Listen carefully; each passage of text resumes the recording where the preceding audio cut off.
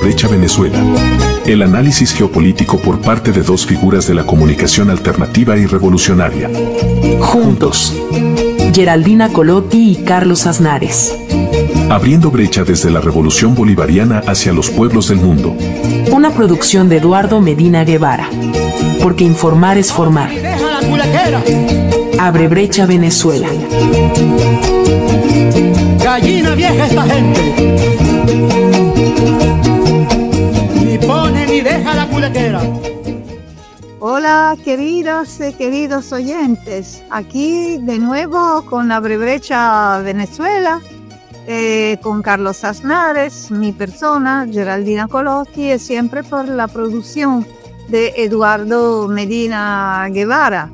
Estamos escuchando muchísimo de su comentario, que esperamos sigan siempre de la misma manera, porque este mundo necesita cada vez más de participación protagónica del pueblo. En todos los lugares del mundo es necesidad unidad de este pueblo, porque no podemos confiar para nada en la democracia burguesa, que no tiene ni siquiera regla válida por sí misma, porque cuando no le interesa, la golpean, como vemos antes de todo con el genocidio en Palestina.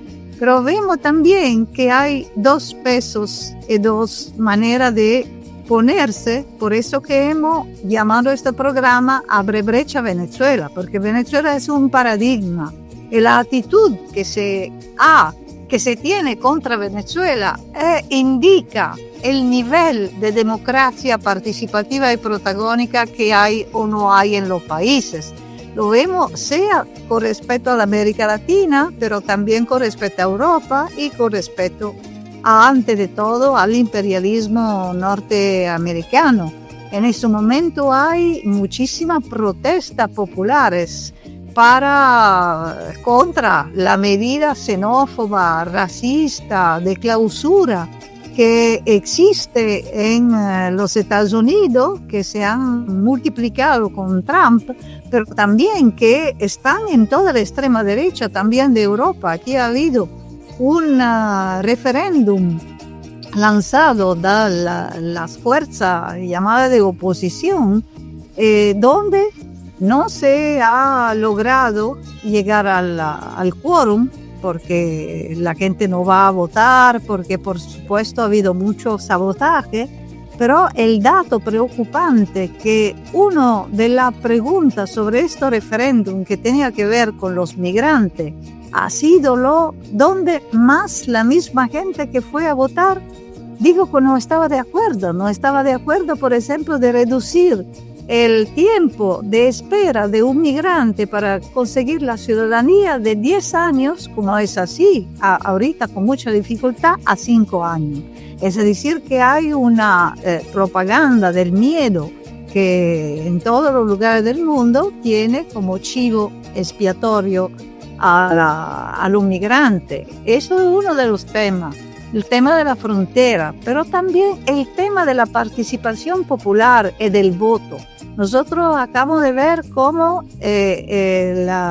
del proceso bolivariano esto es central y va a seguir siendo central con las próximas elecciones del 27 de mayo, que son las comunales, y donde el tema de la comuna y de los proyectos comunales va a ser muy importante. Y la seguridad que hay cuando hay participación ciudadana. Desafortunadamente no ha sido así con el mega fraude que hemos visto en Ecuador, no ha sido así con la seguridad, porque acaba de haber en Colombia un atentado y se están haciendo mucha trampa para impedir la consulta populares. Por lo contrario, vemos, por ejemplo, que países donde gobiernan fuerzas progresistas, como en Honduras, ha habido una baja de la tasa de homicidio y de delito de más del 20%. Por lo contrario, Ecuador es un abismo de inseguridad. Y además hemos visto cómo la tentativa de participación protagónica de los internacionalistas que quisieran ir a Palestina con la Freedom Flotilla ha sido bloqueada con la fuerza, como siempre, del régimen sionista y lo ha rechazado. ¿Cómo ves tú, Carlos, ese tema con respecto a la actualidad? Bueno, yo veo que de todos estos temas que ha tocado, que son clarísimamente los que nos ayudan a pensar que Venezuela es el mundo al revés, como diría Eduardo Galeano cuando hablaba de Cuba, iba a Cuba y decía, estamos en el mundo al revés, porque el resto está a contramano de la historia. Y pasa ahora se hace más evidente eso, cuando uno piensa o ve las imágenes de lo que está ocurriendo en Los Ángeles, en California, donde manifestantes indignados y con una rebeldía necesaria, saludable, salen a levantar la bandera mexicana como emblema de decir, nosotros hemos venido aquí a trabajar, a poner el cuerpo y sangre, sudor y lágrimas, y de pronto nos echan como perros, nos cazan en la calle, que es lo que despertó toda esta bronca de estos últimos días. Es realmente, por un lado, la injusticia extrema y por otro lado la impunidad que puede tener un tipo como Trump, un mafioso como Trump, para provocar el dolor, la crueldad que aplica contra jóvenes, contra mujeres, contra niños que los separan de sus padres, todo lo que estamos viendo. Pero es interesante de que la llama empieza a prenderse, estos pequeños fueguitos, citando Galeano de vuelta, que ahora se dan en el corazón del monstruo. Es interesante que ellos también pueden mandar 2.000 guardias nacionales, pueden mandar 500 marines, pero ya no tienen la invulnerabilidad que tenían antes. Lo mismo le pasa a los sionistas. Pueden atrincherarse en Tel Aviv, pueden generar masacres todos los días, pero los cohetes hipersónicos de Yemen llegan. Y el pueblo palestino lucha como puede todos los días para demostrarle al otro gran monstruo que las cosas no son tan sencillas como ellos quisieran. Y en ese sentido me parece que estamos en un momento clave, digamos, sin triunfalismo, hay que decirlo, pero con la ofensiva que está viviendo el mundo del fascismo, del renacimiento incluso del nazismo en algunos países, de pronto hay un despertar, hay una idea de decir hasta aquí llegamos. Y en ese sentido, la existencia misma de Cuba, de Venezuela, de Nicaragua, de Honduras, incluso de Claudia Sheinbaum dándole cara a los gringos en estos días por el tema de las deportaciones y todo lo demás, están demostrando que tendrán todo el poder, pero no, incluso tendrán todas las armas y todo el dinero, pero no les es fácil controlar las conciencias, no les es fácil controlar las ideas, como diría Fidel también. Y eso es lo que nos ayuda a pensar a futuro que hay esperanza, porque está claro que como ellos nos están atacando, que es de una manera racista, de una manera xenófoba, de una manera brutal en el caso de Argentina, con la hambruna contra nuestros humildes jubilados y jubiladas, es un avance duro. Pero también los pueblos van buscando recetas, van buscando de alguna manera el hueco por el que colar la rebeldía, y esto es lo que hay que alentar. Y Venezuela nos alienta en eso, cuando crea la Internacional Antifascista, cuando Nicolás Maduro, Diosdado, o el invitado que vamos a tener hoy, Jesús Faría, nos están dando la pauta de que se puede resistir y pasar a la ofensiva.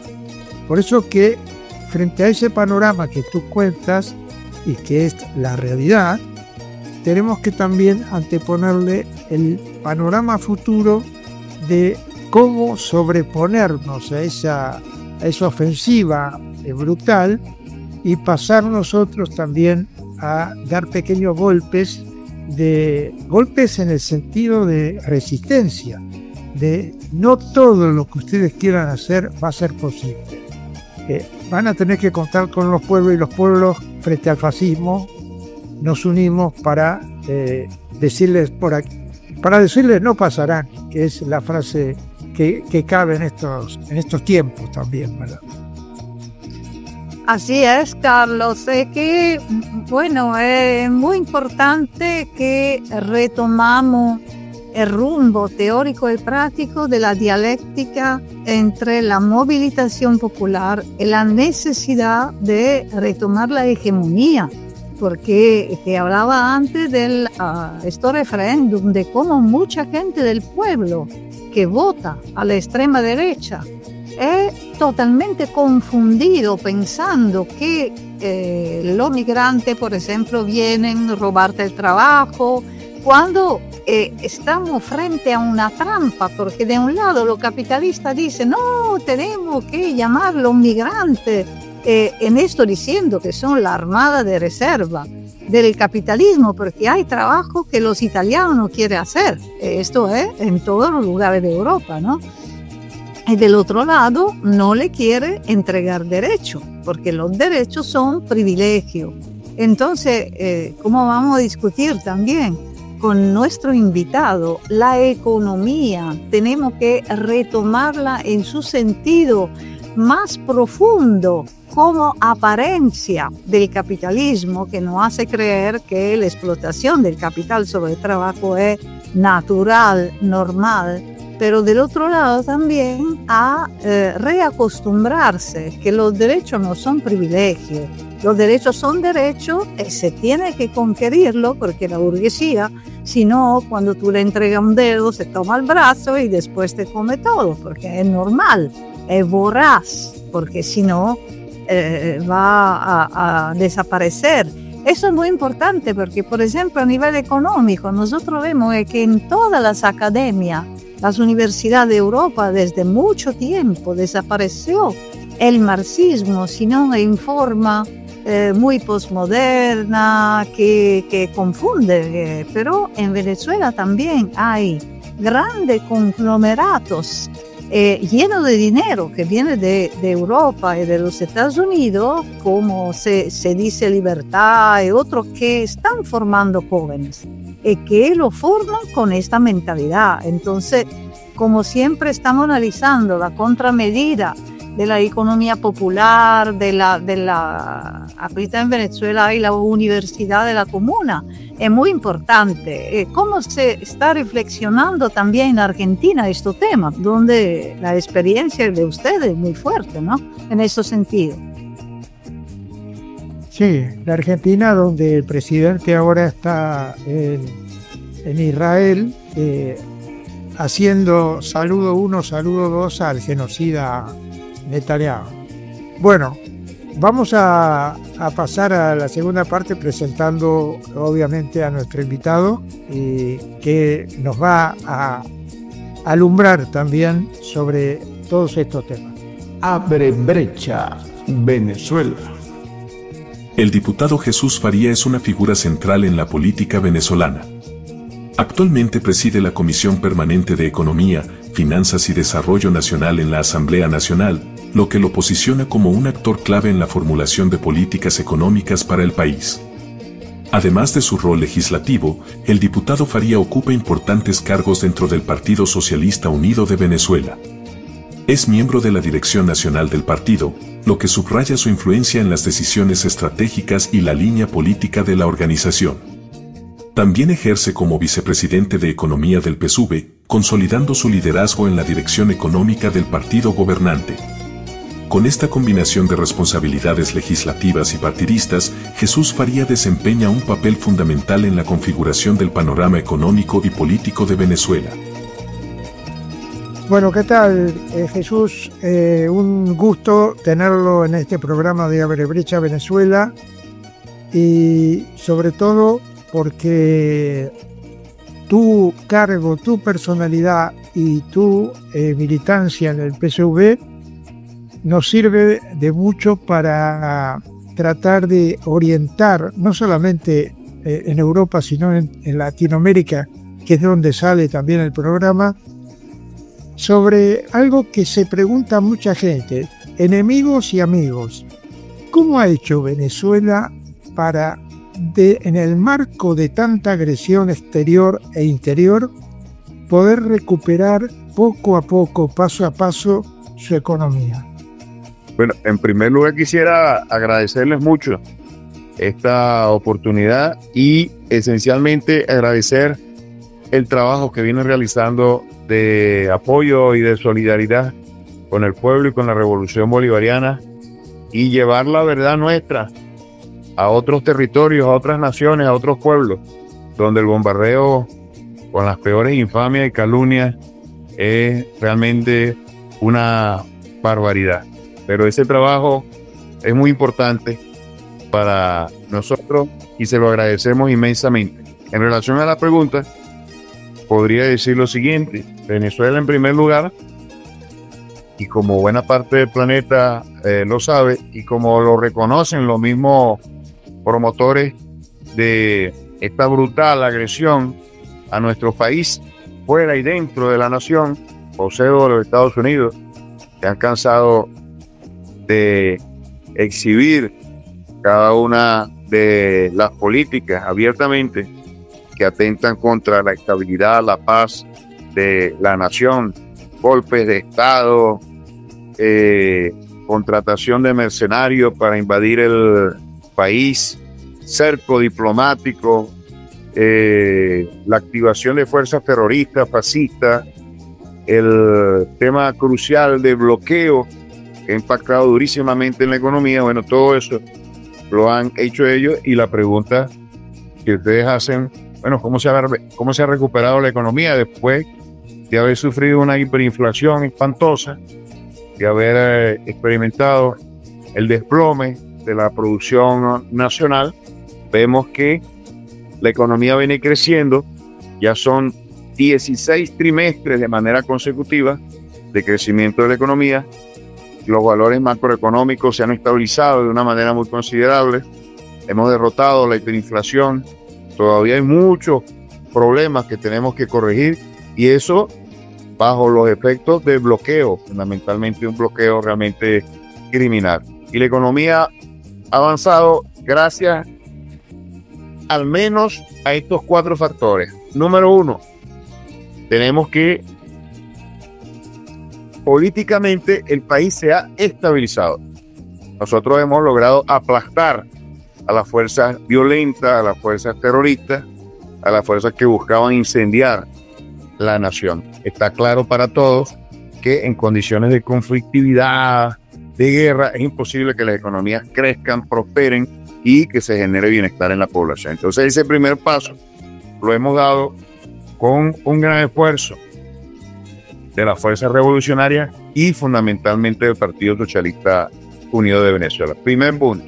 Segundo elemento, a más allá de la estabilidad política, que es un punto de partida, hemos venido aplicando un conjunto de políticas económicas muy coherentes que tratan con éxito de atacar problemas macroeconómicos, pero también buscan la recuperación productiva, y todo ello con la finalidad de darle bienestar a el pueblo venezolano. Eso nos ha garantizado a nosotros un piso social cada vez más sólido.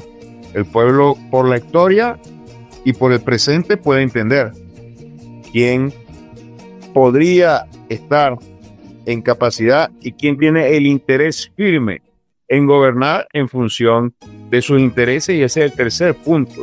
El tercer punto, un apoyo popular muy importante, por cierto, no solamente para las tareas políticas que están relacionadas con las elecciones, con la movilización popular para derrotar al fascismo, sino también un piso social que requiere el gobierno para implementar sus múltiples tareas de diferente naturaleza, lo que llamamos nosotros las políticas públicas. Necesitan de un piso muy sólido.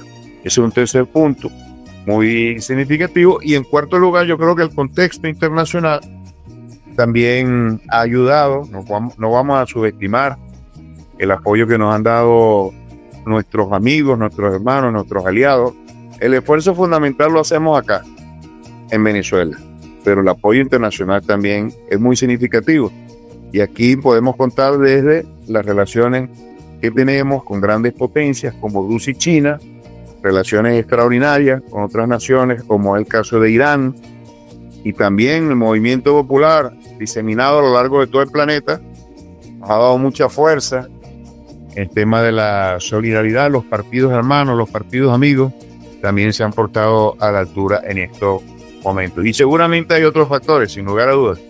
Hay otros factores, pero yo diría que ahí están los fundamentales que sirven de base para que el país se pueda recuperar. En medio de todo esto, porque esto no ha ocurrido de manera espontánea, en medio de todo esto podemos destacar tres grandes motores que han desplegado a las fuerzas políticas, sociales, económicas en función de las victorias para ahora nosotros fortalecer la gran ofensiva revolucionaria que estamos impulsando. En primer lugar, el Partido Socialista Unido de Venezuela, una gran vanguardia política de millones de militantes que tienen un enorme prestigio en el pueblo y tiene una gran cantidad de cuadros que están en capacidad de guiar a los diferentes sectores populares y movimientos sociales. Entonces el Partido Socialista Unido de Venezuela es un gran motor para explicar las victorias y la recuperación, no solo económica, sino plena de la nación. El proceso, porque estamos en proceso. En segundo lugar, la Unión Cívico-Militar Policial, ahora la llamamos nosotros fusión popular, militar, policial. Es una gran alianza popular y militar que nos da a nosotros orden interno y nos garantiza la soberanía nacional. Entonces ahí hemos podido generar un mecanismo de defensa y de orden de un valor insubestimable. Ahí en ambos elementos está el comandante Chávez, fundador del PSUV y su arquitecto, y la Unión Cívico-Militar, que también es parte de su obra.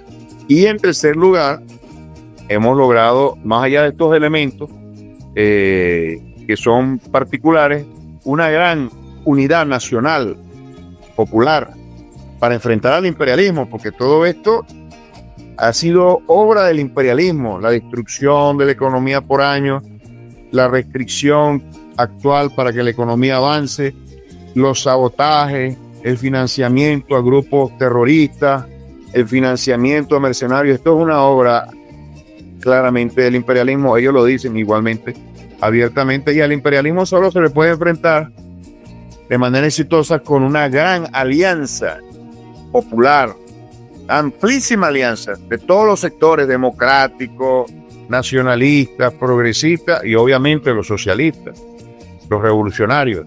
Y allí se explica esta situación. Jesús, bienvenido. Gracias de tu participación. Bien, te contamos que aquí nosotros no quisiéramos que nos acusen de no ser pluralistas, de ser demasiado parciales. Entonces quisiéramos ayudar también a esta oposición inepta que a pesar de los fracasos sigue insistiendo. Entonces quisiéramos ayudarla a que gane el premio de ineptitud, sea a nivel internacional que a nivel europeo. En este sentido, vemos que de un lado piden más sanciones, porque dice que las sanciones son muy eficaces para derrotar al régimen. Del otro lado, dice que las sanciones no tienen ningún efecto. Entonces la última cosa que dijeron es que Delcy Rodríguez, la vicepresidenta, cuando, como tú acabas de hacer, ha detallado todas las fases de crecimiento de Venezuela, ella miente. Otro tema más que dicen es que la inflación no es una inflación inducida, sino que es la culpa del régimen que fracasó con su modelo económico ya con Chávez. Y ahorita que ha habido gente que ha sido puesta en la cárcel por especulaciones, ellos dicen que se tiene que rebolivarizar la economía. ¿Cómo es ese tema? ¿Dónde está el cortocircuito? ¿Dónde está la realidad en Venezuela a nivel económico? Bueno, tenemos que decir en primer lugar que no se puede explicar ningún problema importante que sufra el país, social y económico, y yo diría también que político, sin entender el impacto del bloqueo. Yo voy a dar algunas cifras para que nuestros amigos y compatriotas en otras naciones puedan entender la dimensión de la brutal agresión que estamos sufriendo. Nosotros tenemos congelados fuera del país más de 30.000 millones de dólares, de los cuales no disponemos, aunque son patrimonio de la nación, patrimonio del país, capital que pertenece a la nación. Podríamos estar invirtiéndolo perfectamente en cualquier proyecto y propósito productivo y social para animar la economía y para mejorar las condiciones de vida de nuestro pueblo. Número uno. Número dos, nosotros percibíamos en promedio, entre 40 y 45 mil millones de dólares por concepto de exportación de petróleo. Algunos años fueron muy superiores, llegamos a 80 mil. Bueno, pónganle 45 mil en promedio. En el año 2020, ese ingreso que era en promedio de 45 mil fue de menos de 1.000 millones de dólares. Esos son recursos que nosotros disponíamos en el pasado y podíamos invertir, y obviamente dejamos de percibir y no podíamos invertirlo. Y finalmente, la producción petrolera, cuando empiezan las sanciones en agosto del 17, era de 2 millones de barriles diarios. Eso cayó estrepitosamente a 300.000 barriles diarios, y por supuesto con ello el ingreso de divisas e ingreso fiscal, que son cruciales para cualquier economía. Los ingresos fiscales dependen en un 70%, los ingresos fiscales no, los ingresos de todo el Estado venezolano dependen en un 70% de la exportación petrolera.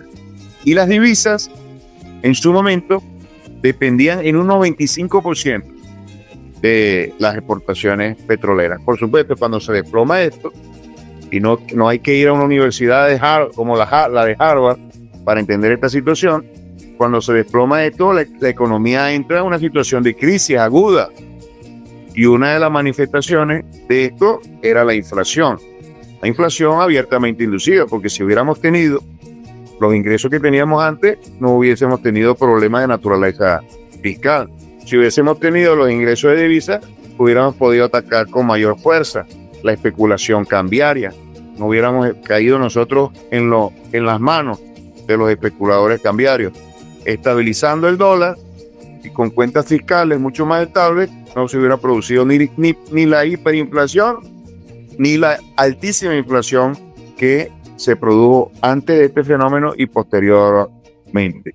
De tal manera que eso es muy fácil de demostrar cuáles son las variables que han impactado a través del bloqueo y cómo a través de ese impacto se ha traducido esto no solamente en inflación, sino en caída de la producción, en reducción, por lo tanto, de las inversiones, en la infraestructura, no solamente para la producción, sino lo social, que es la educación, la salud.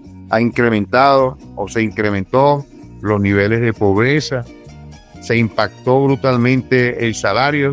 No hay forma alguna de entender la realidad de Venezuela del 17 al actualmente sin conocer no solamente cómo se confeccionó esa política de bloqueo, sino cómo impactó, cuáles fueron las variables que impactaron. Pero aquí estamos nosotros, la revolución en estos momentos más sólida que nunca en los últimos 10 años. Actualmente, pese al bloqueo y pese a la agresión internacional, la revolución bolivariana se encuentra en las mejores condiciones en lo político. Hablaban de la oposición, bueno, la oposición está desvanecida porque ellos asumieron posiciones apátridas, en contra de la patria, y eso lo castiga al pueblo. Entonces ahora no tienen canales de comunicación con la población. Acaban de ir a unas elecciones de gobernadores y del Parlamento. En el Parlamento tienen solamente el 10% de todos los diputados.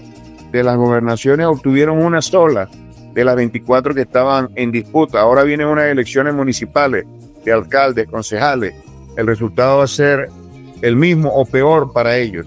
El resultado de sus gravísimos errores, el mayor de ellos, haberse entregado a los brazos del imperialismo abiertamente, siempre lo han hecho, pero ahora abierta y descaradamente para tratar de destruir al país. Lo han pagado con divisiones, con repliegue y con una minusvalía muy importante. Bueno, en lo político eso ha ayudado, y bueno, la ofensiva de la fuerza revolucionaria. Y el mejor momento social, porque se observa una recuperación progresiva de las condiciones de vida de nuestro pueblo. Nosotros atravesamos situaciones dramáticas, ya eso quedó en el pasado, pero por supuesto está mucho por hacer y por andar para llegar nosotros a los niveles de bienestar que alcanzamos con el comandante Chávez. Con el comandante Chávez alcanzamos los mayores niveles de bienestar de toda nuestra historia en Venezuela.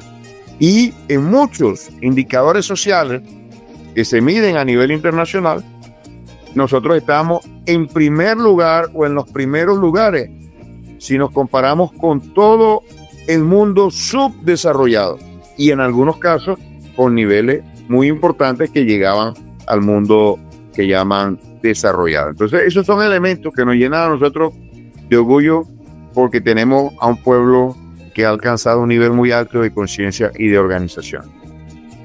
¿Cuánto cree que aporta en este marco de crecimiento la economía popular, la economía de las comunas?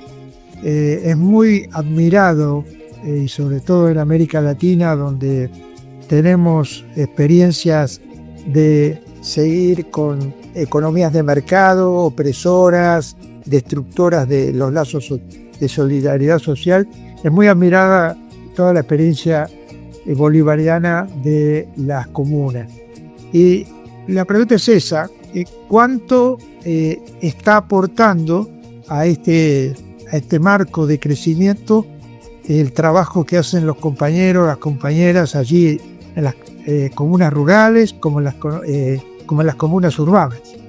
Sí, ese es un tema interesante. No tenemos todavía esa medición en cuanto a la producción total, pero cualitativamente podemos decir lo siguiente: tenemos aproximadamente 5.400 espacios y territorios que podríamos definir como espacios organizados en forma de comuna, en diferentes grados de desarrollo, Un porcentaje muy importante de esas 5.000 podría ser entre 25 y 30% tienen actividad productiva. Ahora bien, esta actividad productiva tiene diferentes expresiones. Las más sólidas son las que están en el ámbito rural, porque pueden dedicarse a la actividad de la agricultura, tienen las condiciones y por supuesto tienen todo el apoyo del gobierno revolucionario. Entonces eso ataca un tema fundamental, que es el tema de la alimentación, que es también por donde golpearon duramente a la revolución bolivariana con el bloqueo, bloqueando todas las fuentes de comercio todas las vías de comercio, y nosotros teníamos en el pasado una elevadísima dependencia de las importaciones de alimentos. Eso ha venido reduciéndose y las comunas han hecho un aporte importante. Tenemos que destacar que esta es una fase incipiente todavía de un desarrollo que debe ser histórico, y autocríticamente podemos decir que hubiésemos podido avanzar mucho más rápido en este tema. Ahora, la situación política impedía que nos pudiésemos nosotros concentrar de lleno en esta tarea, pero no es excusa, pues, pero es la manera de entender un poco la situación y los ritmos. Entonces ahora nos concentramos nosotros plenamente en condiciones de paz consolidada interna, de orden, concentramos en esa tarea. Entonces ahí hay un tema interesante. Otras comunas han asumido unidades productivas que estaban ociosas, las han asumido y los trabajadores se han organizado y las han impulsado nuevamente. Eso se vio mucho cuando el comandante Chávez, empresas recuperadas por los trabajadores. Ahora, una empresa que queda ociosa porque el empresario la cierra para irse del país, abandonando su compromiso económico, incluso con los trabajadores, llegan los trabajadores, para reactivarla, eso requiere inversión, eso requiere dinero para ponerlo a tono en su mantenimiento, para el capital de trabajo, materia prima, los salarios iniciales, etcétera. La capacidad del Estado, dado el bloqueo, es menor que antes, pero sin embargo lo estamos asumiendo en la medida de las posibilidades. Entonces, y en las zonas urbanas hay experiencias interesantes de agricultura urbana, agricultura a pequeña escala, pero que también tiene un impacto en lo local. Pero el mayor impacto que ha tenido esto, incluso mayor que la cantidad de productos generados, es el impacto que se ha generado en la conciencia de la población. La población está experimentando un cambio muy importante, un cambio cultural. Históricamente fuimos un país petrolero, dependimos siempre de las importaciones, eso fue acorralando la cultura del trabajo, y bueno, esta situación nos ha llevado a nosotros a reencontrarnos con la necesidad de activar las fuerzas productivas de todo tipo y en todos los rincones y en todos los espacios, y nosotros estamos muy comprometidos con el desarrollo de la fuerza productiva en este ámbito de las comunas, porque es una esencia de nuestro proyecto bolivariano, que es socialista, y allí se dan esas condiciones, de tal manera que es un avance significativo y se va a dar un salto cualitativo muy, muy importante a raíz de este esfuerzo que se viene realizando. Sí, seguimos con la disociación de argumento y de contenido que vemos en todos los medios internacionales que dan espacio a esta oposición fascista. De un lado, ellos piden sanciones, ellos por supuesto representan la oligarquía, pero del otro lado hoy vemos que se ponen defensores de los jubilados, de las pensiones, cuando el esquema a nivel global de cortar pensiones, de sacar de los trabajadores despidiéndoles. De otro lado vemos que en toda la cumbre de los economistas de las grandes instituciones internacionales a los cuales Venezuela, el gobierno bolivariano, no está invitado, son invitados estos supuestos representantes de María Corina Machado, las cuales promete de entregar el país, promete de ser el principal socio de Trump, cuando finalmente, según ellos, se derrotaría el régimen. En el mismo tiempo hace encuentros con la más grande firma financiera económica. La pregunta que uno se hace después, todo autoproclamaciones y todo, ¿qué peligro puede venir concretamente de esta gente ahorita con Trump? ¿Y cómo explicar al pueblo de Venezuela esta disociación que ellos tienen con respecto al hecho que se ponen defensores de los jubilados, por ejemplo? Bueno, en relación al tema de los jubilados, allí es muy elocuente la superioridad de la revolución bolivariana. ¿Qué ocurrió históricamente? Bueno, producto de grandes conquistas del movimiento obrero y el movimiento revolucionario venezolano en el siglo XX se fueron alcanzando avances, algunos de ellos importantes, incluso en el sistema de seguridad social, incluso en el sistema de pensiones. Por supuesto, era muy precario si lo comparamos con el presente o con la primera fase de la revolución bolivariana, pero era una conquista bien importante para los trabajadores. Sin embargo, al final de lo que llamamos nosotros el periodo punto fijista, el periodo previo al comandante Chávez, ahí trataron de privatizar el sistema de seguridad social, trataron de privatizar eso. Obviamente liquidaron todos sus ahorros y la capacidad que tenía este sistema para darle pensiones a los jubilados, a los pensionados, era mínima y eran pensiones muy bajas. Bueno, pues como el que dignificó esto, incorporó a millones y millones de hombres y mujeres al sistema de pensiones, lo homologó con el salario, eran salarios muy altos, de los más altos del mundo subdesarrollado, de los más altos igualmente de América Latina, y eso le dio bienestar y prosperidad a ese sector de la sociedad. Y este sector de la sociedad que había vivido el pasado, por supuesto pudo contrastar. Y no es por casualidad que uno de los renglones, uno de los segmentos de la sociedad donde la revolución tiene mayores apoyos es en este sector de hombres y mujeres de la tercera edad, lo llamamos acá, de la tercera edad. Ahí tenemos un sólido apoyo y no es por casualidad, es porque ha ocurrido eso. Por supuesto, esto se vino abajo con el tema del bloqueo, con el tema de la inflación, de la hiperinflación, y ahora lo estamos recuperando. Entonces, la oposición no tiene absolutamente ninguna autoridad moral para hablar de pensiones, de dignificación de nuestros abuelitos y abuelitas.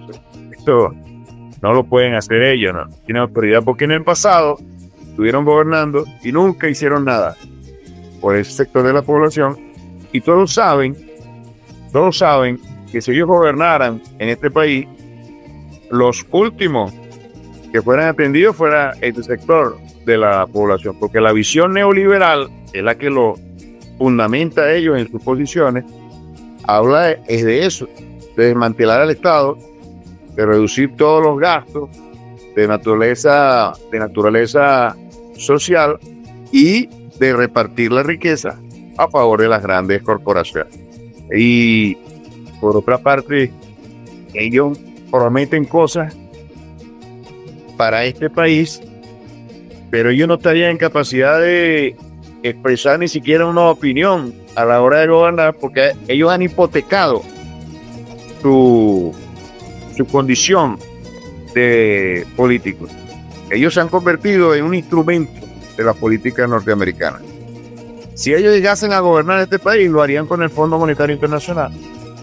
Si ellos llegasen a gobernar este país, sería para que los Estados Unidos explotaran los recursos energéticos de la nación. No sería un gobierno ni siquiera de venezolanos, ni siquiera de personas nacidas en este país, aunque tienen sus intereses en otros lados.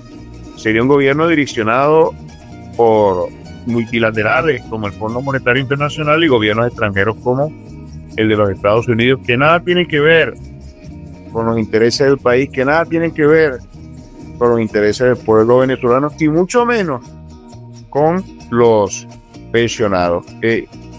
No sé cómo se ve eso en el exterior, pero aquí en el país hay absoluta claridad al respecto. La inmensa mayoría de todos nuestros hombres y mujeres de la tercera edad está muy claro en esa situación.